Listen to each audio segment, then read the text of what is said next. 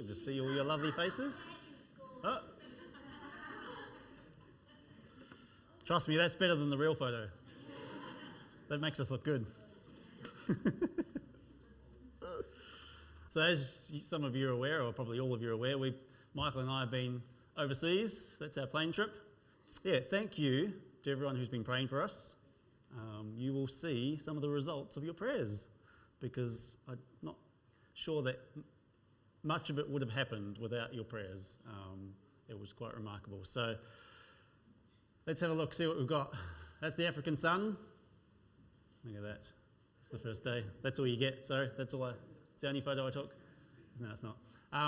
So what was the purpose of our trip?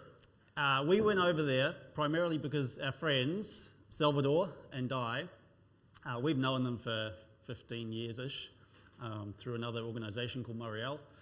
And they've been missionaries over in South Africa now for close to 20 years, I think.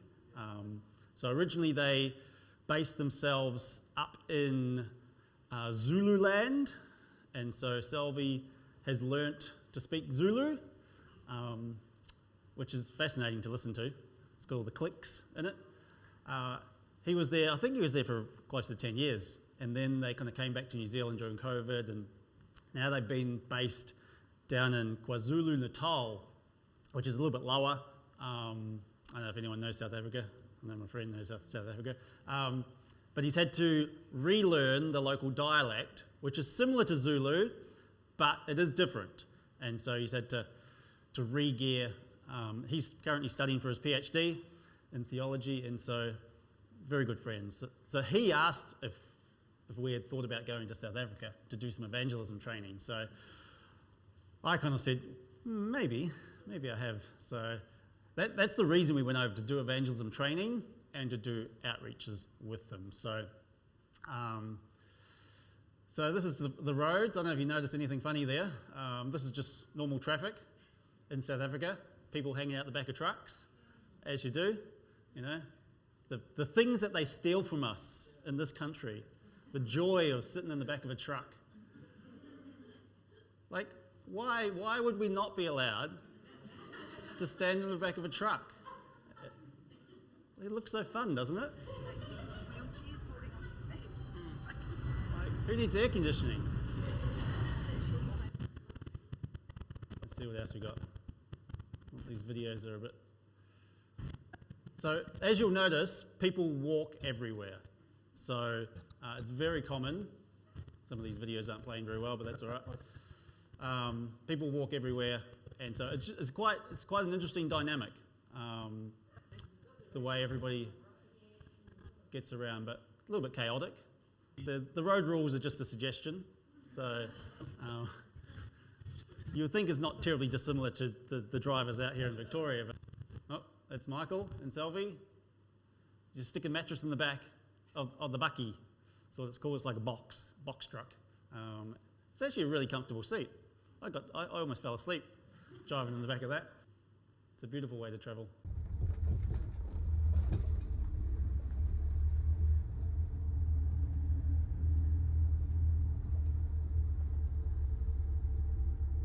So the first couple of days we were over there, we did get a rest, which was nice because the jet lag was it's 22 hours flying.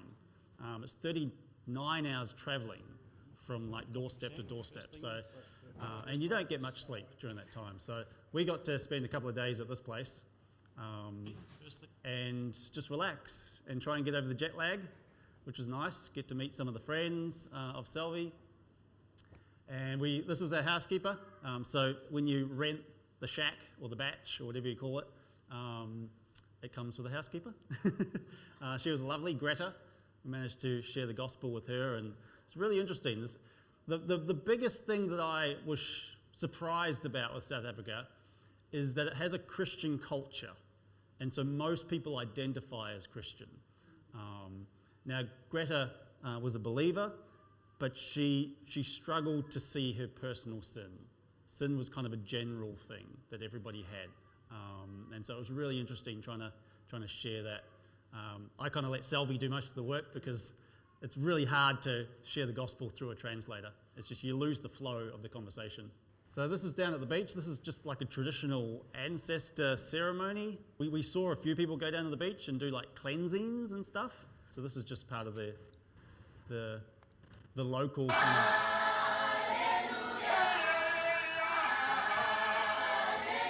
So this is the first Sunday that we were there. I got to preach at this Ezekosa church. This was quite the remarkable service, actually. I don't want to put down any of the musicians here, but man, they sounded good. There's something about a cappella, especially when they're doing harmonies, and just when you're brought up in a culture of singing, it's just magical to listen to. So, yeah, I could listen to this all day, to be honest. One of the really interesting things is, as I sat where the camera is here, I actually struggled to compose myself. It was remarkably moving. In fact, you'll see Michael here in a sec. He was struggling to compose himself too. Where are you, Michael? No, I am in Africa. We know we're in Africa.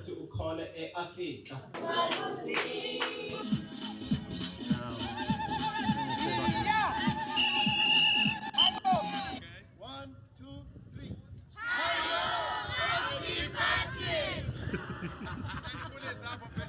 Hello, Oakley Baptist. It was incredibly moving, partly because I've dreamt of going overseas and doing missions for years, and so when you think of all those things and you're constantly thinking about evangelism and trying to reach the nations, to be in a service and just listening to that and just realizing you're there, I really struggled to hold myself together, and I had to preach that day.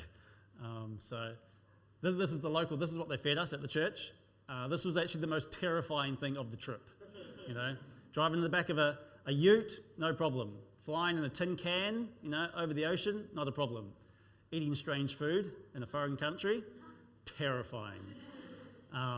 So I can't tell you what this is because I'm not quite sure what it is, but it originally got served to me, so Michael and I kind of swapped plates, and I got the carrots and the beetroot and the rice, and then I managed to palm off my chicken to the guy next to me. I'm terrible with food. But we survived. We got through it. So that's the local church. Oh, look at this. Who wants to learn a local saying? This is what Selby taught us. Anyone want to learn it with me? Okay. I need loud voices. Okay. First syllable. Ooh. Water. Ooh. Water. You're doing very well, actually. Goose. Siam. Can you say the whole thing together? Ooh, water, goose, Siam. Now, oops, this is upside down. They don't have gravity over there because they're on the other side of the world. But this is Michael and I learning this saying. Oompa loompa. Oompa loompa.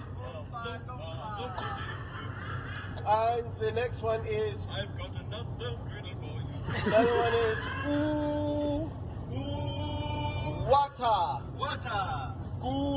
Okay. Do you want to know what the translation is? Zaya. Sorry, that was a trick. Oh, what a goose I am. So you're supposed to say it to the British national anthem. Oh, what a goose I am. Something like that, anyway. We were totally hoodwinked, Michael and I in the back at loudest voices. And because you're so busy concentrating, you don't realise actually what you're being taught. And so we learnt how to say, what a goose I am. Alrighty, so one of the things we got to do was share the gospel at business places. So this is Jason. He runs a local insurance company, and they'll get someone to come in is either be every morning on some farms or maybe every fortnight to come and share the gospel with the workers. And so it'll be on work time. The workers have the option to come and listen, or they can keep working. And so we got to go in there and share the gospel. In fact, there was one of his clients happened to be in the driveway when we turned up, who Salvador knew the rest of his family. And so he ended up coming into the meeting as well. And he'd just committed his life to Christ a couple of weeks ago. And so he had a bunch of questions that he was asking. It was quite remarkable. This is on, actually that's Jason again. This is on a farm that his family own, and his wife kind of runs a nursery there.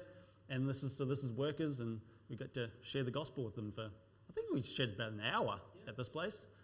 It's just a remarkable opportunity. Like, I'm waiting for Australian business owners to say, hey Chris, come along and share the gospel to my workers. I don't know if it'd be legal, but yeah, really interesting. This was Monday. This was day 2 of ministry. So this is the local public high school. It's an English school, so they taught in English, but there's roughly 200 to 300 students here that we were given an hour to speak to them with. So you can see them all lined up there. So I didn't hear any no's then. I basically just shared the gospel for Right? maybe 40 minutes, and then we opened it up to Q&A. Old lies And suggest that there's perhaps I tell you what, within our own hearts. preaching in a church like this Questions. is no longer terrifying after being in front of 300 teenagers with questions. I didn't hear any no's. That's then. terrifying. I heard yeses. But they had amazing And so what does questions. that say about ourselves? And because it's a Christian culture, It suggests that You know, there's perhaps deceit they're, within our they're, own not, hearts. they're not afraid of the gospel in the sense, they just may not understand it fully. So there are actually a lot of Catholics. Let's see if I can push that on. There's a lot of Catholics in the audience. There's some Jehovah's Witnesses in there. But yeah, we are opened up to questions, and that went for quite a while. It actually went into the next class, and then they basically said to the students, look, you should go back to class, but if you really need a question answered, then you're allowed to stay back. And of course, nobody wanted to go back to class, so they hung out and kept asking questions, and they had great questions, yeah. And so it was just such a remarkable opportunity to share the gospel with people. In fact, I'll see if I can remember one of the questions. It was less of a question and more of a rhetorical statement that she was lamenting. But she said, how can I live with my aunt who is a witch and has killed members of our family? This is like a 14-year-old. Because ancestor worship is a really deep thing there, and a lot of strange things go on. And so it was tragic, some of it. But to share the gospel with them and just to clarify the gospel to them was just such a remarkable experience. So this is a prayer meeting that we had. So we had a couple of prayer meetings, and we'd share a devotion at the prayer meeting. That's a Bible study that we held. Got to share a lot about evangelism at the Bible study. This is some field preaching that we did. And so you go out into some of the remote rurals and get a big speaker like one of those ones, turn it up full bore, and blast it down the valley. That's basically what we did. And you know, the sound would travel quite a distance, but people would come out of their huts and they'd bring their children and they'd come and sit around and listen as we would go through the gospel. So a friend that Michael made, he's an evangelist. He goes, hut to hut, sharing the gospel. Lovely guy. Yeah, so some of the mums that came out with their kids, and Selvy's preaching to them, and we had to go. Michael got up and open air preached, and I had to go as well. It's really special to go out there and share the gospel. And then this was the evangelism training. So on the Friday night, we did one session, and then on the Saturday, we did another 2 sessions. So we had about 40, 50 people turn up, which is pretty good for a town of Coxstead. I think it's like 50,000 people. So it was really good. People soaked it up. They loved it. And then we took them out on the street of Coxstead. I tell you what, after going out to Oakley on Friday night, 2 days ago, man, I wish I was back in Cockstead. It's so much harder in Australia. People are so cold to the gospel generally compared to somewhere like South Africa where they're just much more open to talk. It doesn't mean that they're going to take up everything you say, but just so much more open. And so this is why I would encourage people, if you can come out and do evangelism in Australia, you can do an evangelism anywhere in the world, because Australia is one of the hardest places to reach people. And yet, really, on a typical Friday night, it's not hard. It's just comparatively, it's a bit more work. So that was very interesting. And most people speak English, so that's good, because I don't know any. Well, I know 4 words. What did we learn? Molo, which is hello. In Corsi is thank you. Anjani is how are you? And I can't remember the I am well, but the we are well is siapila. So there's the 4 words I learnt. Oh, and laka, which is cool, sweet as. So a lot of these guys came out, were on the street for the first time. We had about 10 or 15 people out on the street, and I think only 3 of them would normally go out. So it was really interesting. Actually, he was out on Saturday when we came back. So yesterday Dylan was out again sharing the gospel, and they're really keen. In fact, some of the young guys, they were heading up and they were going to the Muslim barbers and sharing the gospel with the local Muslims, and they were just very zealous. And then this is the Sunday gathering where we got to share again with them. So, oh, look at that, some local wildlife. A monkey. That's about the most exotic thing I saw in Africa. No giraffes, no zebras, no lions, just a monkey. And I think I've got another monkey here as well somewhere. Where is it? Who's staring at me? Let me see if this. Will never rest till then. This I swear by the stars. It was secret videoing in the back of the car as Michael and Selvi were singing at the top of their lungs Les Mis songs as we're driving to the airport to come home. So, I tell you what was interesting is the further we got through the trip and the more exhausted I felt. I think I commented to Michael that I felt like I was being carried. And we could only attribute it to your prayers and people that were praying. Was just that, your brain is so fried. I've got so many different messages in my brain. I don't know which one I'm supposed to be doing. And just to feel like, just the energy and everything else, just being carried along. It was almost like an out-of-body experience kind of thing. It's just like, it was very comforting to know that God was with us and that you guys were praying for us. I'll move on in a sec. I think probably the highlight for me was the African church that we went to. It was just such an overwhelming experience. It was truly amazing. And the high school. The high school was just remarkable. Like, to have 300 teenagers listen to you. Like, I tried to get 3 teenagers in Oakley here to come and listen to me. And I'm overjoyed with that. So to have, 200 or 300 was just really special and engaged, like so polite. Sir, they'd ask their questions, sir, but it was truly amazing. What was the low light? I think probably the low light, and it's not really a low light, it's probably a highlight, but the low light is the implications. Like, just seeing how people can live so simply, and then to think of the life that we live and the implications of that, and to think, are we squandering our resources? Are we squandering our time?